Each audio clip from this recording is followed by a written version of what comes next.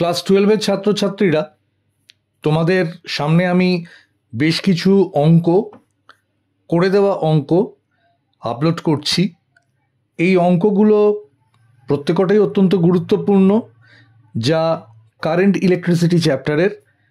তোমরা এই অঙ্কগুলো প্রত্যেকটি করে দেওয়া, এই অঙ্কগুলোকে তোমরা প্র্যাকটিস করো এবং তাতে আমার মনে হয় যে অন্যান্য অঙ্ক যখন আসবে তোমরা ঠিকঠাক করতে পারবে। আমি বেশ কিছু অঙ্ক এখানে আপলোড করলাম, ভালো করে প্র্যাকটিস করো, দেখো।